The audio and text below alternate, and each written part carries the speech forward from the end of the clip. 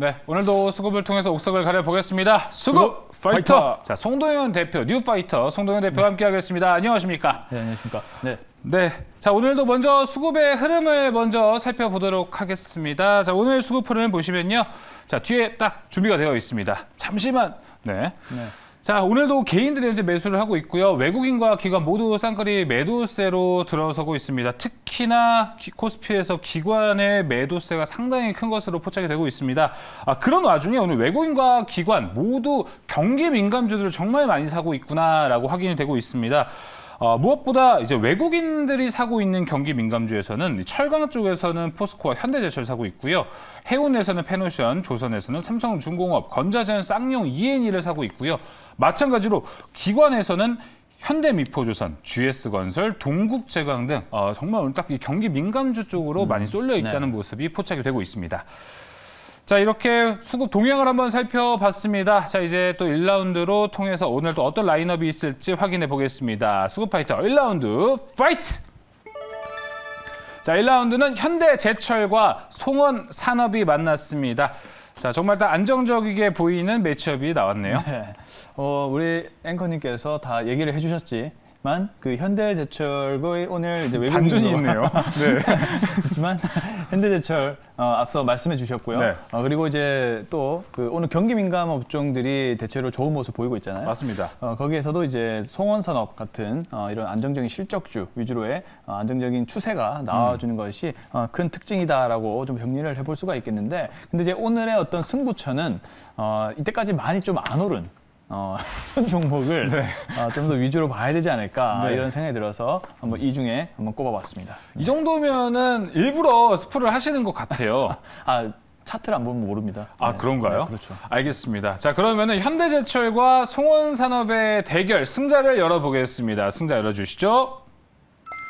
네, 최근 시세 흐름 봤으면요, 송원산업이 시세 분출이 좀 됐었거든요. 그렇죠. 네. 주식을 좀 보신 분들은 네, 송원산업이 이제 시세가 안정적으로 가고 있다는 걸 아실 수가 있겠는데, 근데 최근 들어서 이제 그 현대제철이나 이런 철강 기업들 같은 경우는 그 동안의 실적은 굉장히 좋다라는 평가를 많이 들었는데 경기 민감 업종이 못 갔습니다. 맞아요. 그런데 이제 어제부터 분위기가 좀 바뀌었죠.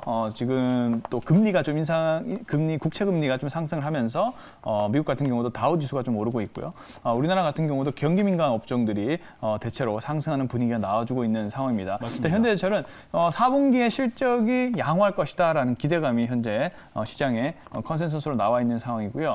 철강 가격도 계속적으로 좀 안정적으로 가격이 오르고 있는 상황입니다. 이제 봉현강 스프레드가 소폭 확대가 되고 있는 그런 조짐을 보이고 있고요. 그 이후로는 이 조선과 이 바로 자동차 쪽에 중심으로 견조한 이 판재류 내수에 대한 수요가 계속 증가를 하고 있기 때문입니다. 오늘도 이제 조선업종 같은 경우가 또 좋은 모습을 현재 보여주고 있는 것이 이 철강 업체에게도 수요가 늘어날 수밖에 없는 그런 상황을 만들고 있다라고 좀 보시면 좋을 것 같습니다. 네, 오늘도 리포트를 보니까 이제 현대 철강 업종들을 봐서 내년 올해죠. 올해 4월 정도를 이제 바닥으로 보고 있기 때문에 지금부터 모아가는 시점도 괜찮다 이런 의견이 나오고 있습니다. 자, 그럼 현대제철 이제 가격 전략이 더 중요할 것 같습니다. 최근 저 차트를 통해서도 어떤 흐름을 가지고 있었는지 확인을 해봐야 될 것 같아요. 네, 이제 보시면 아시겠지만 이제 송원산업은 조금 추세가 위로 올라가 있는 모습이고요. 그렇습니다. 현대제철 같은 경우는 이제 막 바닥권에서 장기 평선을 이제 막 돌파를 해주려고 하고 하는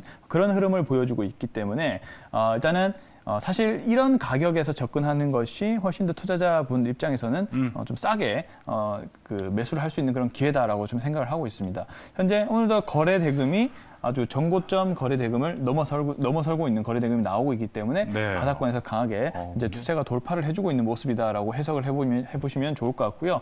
따라서 지금 44,500원 이하 쪽에서 한번 분할 매수 한번 의견을 좀 드려보도록 하겠습니다. 그다음에 이제 1차 목표가는 일단은 5만 원 제시를 좀 한번 해보도록 하겠고요. 손절 가격 같은 경우는 이 42,000원, 이 중심 이평선이 깨지면 좀 물량이 많이 나올 수 있기 때문에 42,000원 제시하도록 하겠습니다. 네, 자, 일단은 목표가는 5만 원을 바라보고 있고요. 손절가가 4만 2천 원입니다. 근데 현대제철 차트를 보니까 네. 거래량이 상당히 동반이 많이 된 차트네요. 그렇죠. 이렇다면 변동성 측면에서 어떻게 보실지 좀 궁금한데요. 사실 변동성이라고 하면 사실 현대제철은 굉장히 큰 기업이잖아요. 네.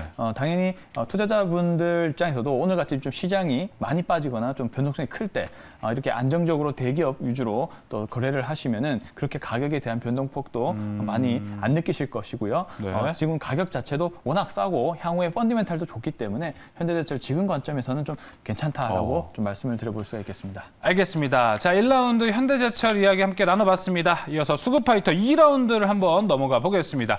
오늘의 2라운드 파이트! 자, 쌍용 CNE와 HSD 엔진이 만났습니다. 뭔가 지금 딱 표정을 봤는데 뭔가 말해달라는 그 표정이 포착이 되셨어요, 대표님. 네, 한번 말씀해 주시죠. 영어까지도 이제 맞춰오신다는 게 저는 정말 놀랐습니다. 어떻게 종목을 찾으시는 게 되게 신기한데요, 저는. 우연의 일치일 수도 있는데 딱 진짜 조합을 찾다 우연의 보니까 일치라뇨. 네. 조합을 찾다 보니까 이렇게 아름답게 조합이 가능하더라고요. 여기 위에 3개, 아래 3개 이렇게. 네, 영어 철자 한글까지 세 글자, 두 글자, 세 글자, 두 글자 이렇게 완벽하게. 딱딱 맞춰서 균형을 정말 맞췄습니다. 거의 뭐 위너가 나올 수 없을 것 같지 무승부 나올 것 같은데요. 자, 쌍용 CNE와 HSD 엔진의 라인업이 만났습니다. 설명해 주시죠. 앞서 또 우리 성호 앵커님께서 쌍용 CNC를 한번 설명을 해주셨잖아요. 네. 역시나 이제 수급이 강하게 들어가는 모습들이 그렇습니다. 오늘 이 강해요. 두 섹터라는 얘기죠. 이제 경기 민감 업종의 대표적인 시멘트 업종이고 하나는 또 조선 업체라 볼 수가 있겠습니다. 이제 그 중에서도 지금 턴어라운드가 바닥권에서 강하게 맞아요. 또 진행될 수 있는 이런 종목을 또 선택을 하시는 게 투자자분 입장에서도 안정적이다라고 생각이 들어서 좀 턴어라운드가 강하게 바닥권에서 진행되고 있는 종목 한 종목 또 소개를 해드리도록 하겠습니다. 네, 두 종목 두 섹터 모두 좀 기대를 모으고 있고 최근에 좋지 않았던 흐름도 동반했었기 그렇죠. 때문에 네. 이번에는 또 스포가 없었던 걸로 정리해 보겠습니다. 자, 쌍용 CNE와 HSD 엔진. 자, 오늘의 승자 누가 될까요? 승자 열어주시죠. HSD 엔진의 승리가 됐습니다. 조선에 좀 더 힘을 주시나요? 네, 일단 그렇습니다.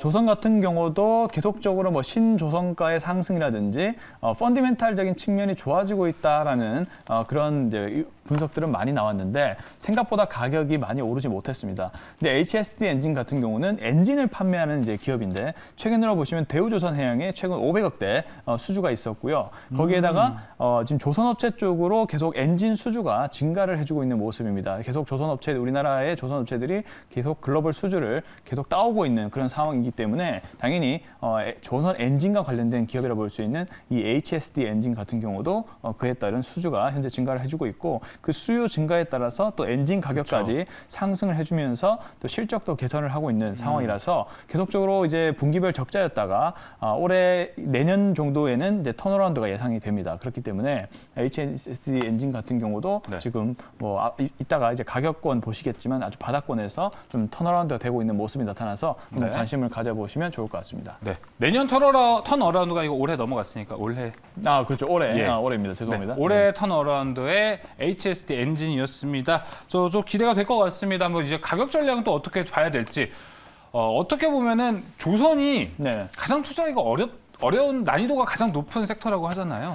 그렇죠. 뭐 계속 의견들이 좀 분분한 것 네. 같습니다. 뭐 조선이 이제 올해 뭐 실적이 뭐 바닥이다. 아니면 내년도 더 좋아진다 이런 약간 그 극명한 그런 흐름들이 나타나고 있는데 근데 지금의 어떤 조선 분석에서 가장 중요한 것은 이 신조선가에 대한 가격 상승으로 인해서 일단은 조선 가격이 올라가고 있고 그다음에 공급망의 어떤 불안이라든지 이런 부분에 따라서 한국 조선에 대한 수요와 수주가 높아지고 있는 것은 틀림없는 사실이기 때문에 네. 바닥권 근처에서는 공략을 해봐도 좀 좋다라고 의견을 좀 드리고 싶겠고요. HSD 엔진 같은 경우도 지금 현대제철과 조금 비슷한 흐름이죠. 현대제철이 이런 정도의 위치에 있다면 HSD 엔진은 한 단계 위인 좀 더 추세가 안정적인 그런 모습을 유지를 해주는 모습이 나타나주고 있습니다. 그렇기 때문에 조금 더 지금 분위기에서는 단기적으로 좀 상승할 수 있는 분위기가 연출이 될 것 같습니다. 그래서 일단 9,000원 이하에서 매수 가격을 한번 좀 말씀을 드리고 싶고요. 예. 그다음에 1차 목표가는 1만 원 제시를 해보도록 하겠습니다. 1만 원 제시하고요. 손절 가격은 8,400원 제시하도록 하겠습니다. 자, 1차 목표가 1만 원이라고 말씀해 주셨는데 예. 혹시 근데 좀 그렇게 길진 않아서 2차 목표가 좀 길게 봤었을 때 2차 목표가 또 어느 정도로 보실지 좀 궁금합니다. 근데 증권가 분석에서 대부분 10,000원이나 1,500원 정도로 좀 네. 이제 보고 있는 것 같더라고요.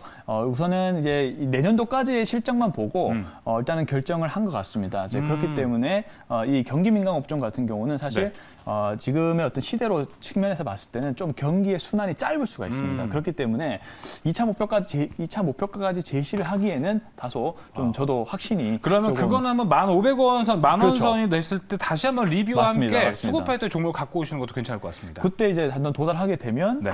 다시 한번 분석을 해보는 그런 시간을 가지면 좋을 것 같습니다. 네, 그때도 HSD 엔진인데 비율이 맞는 글자 수가 있는 종목도 갖고 오기를 기대를 해보겠습니다. 네.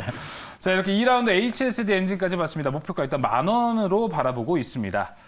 자, 이어서 3라운드 송동현 대표의 오늘의 공략주도 확인해 보겠습니다. 오늘의 공략주 확인해 주시죠. 오늘의 공략주는 바로 이노메트리로 갖고 오셨네요. 네. 근데 오늘의 특징적인 부분들이 이제 2차 전지 소재가 그동안 2차 전지 시세를 좀 이끌었다면 지금 2차 전지 장비 쪽에 대한 분석 리포트들이 많이 나오고 있습니다. 이노메트리도 우리나라의 대표적인 2차 전지 그 장비 업체거든요. 무슨 일을 하냐면 2차 전지 조립 공정 이후 내부에 결함이 있는 검사를 바로 엑스레이를 통해서 방사선 투과 검사 기술을 가지고 있는 기업인데요.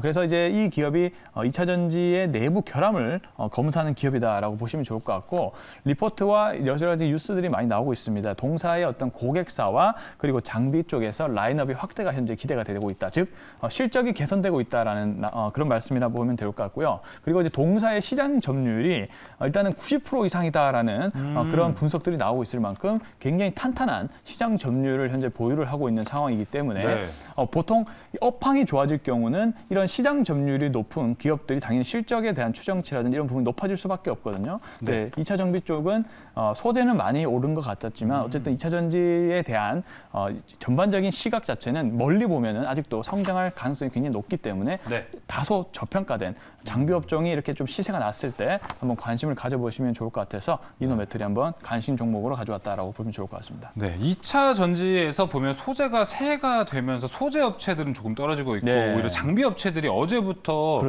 주가가 아주 강하게 올라가고 있는데 사실 이 시점에서 되게 그럼 장비 업체들은 뭐가 있을까라고 고민하시는 분 되게 많을 것 같은데 오늘도 되게 괜찮은 시점인 것 같습니다. 이노메트리 가격 전략 어떻게 되나요? 그렇죠. 사실 대표적인 장비 업체는 이제 가장 좋은 시세를 보이는 게 바로 PNT입니다. PNT는 근데 이제 가격이 좀 다소 높은 그런 측면과 밸류가 좀 올라간 측면이 있어서 이제 이노메트리는 상대적으로 많이 알려지지는 않은 것 같고 거기에다가 실적 추정치에 대한 부분들이 좋게 현재 지금 리포트라든지 뉴스들이 많이 나오고 있어서 일단 관심을 가져보시는 게 좋을 것 같고 차트도 굉장히 좋습니다. 현재 장기 평선을 돌파를 이제 해냈고 단기 전고점인 부근이라 볼 수 있는 거의 16,000원 선 이쯤을 강하게 오늘 돌파를 하고 거래 대금도 지금 터지고 있거든요. 그래서 지금 딱 시세의 초입이라 해야 되죠. 옛날에 저희 칩셋 미디어 기억나시죠? 칩셋 미디어 초기 자리라고 보시면 똑같은 자리라고 보면 좋을 것 같습니다. 또 잘 갔잖아요. 그때 굉장히 잘 갔죠. 이노메트리도 그런 자리라고 저는 생각을 하고 있고요. 그래서 이제 현재 거래 대금도 나오고 있고 장기 평선 돌파, 그다음에 거래 대금까지 같이 나오고 있고 이제 막 또 장대 양봉 수준에 속하는 그런 봉의 흐름이 나와주고 있기 때문에 투자자분들께서도 지금 관점에서 매수 의견을 한번 드려보겠고요. 1차 목표가 19,000원 제시를 19,000원 제시를 해보겠고요. 손절 가격을 15,500원 제시하도록 하겠습니다. 네, 목표가 일단 19,000원까지 보고 있습니다. 손절가는 15,500원 제시한 이노메트리입니다. 자, 이렇게 오늘도 수급파이터 송동현 대표와 함께 세 가지 종목 확인해 봤습니다. 오늘 준비한 소식은 여기까지입니다. 오늘 말씀 감사합니다. 네, 감사합니다.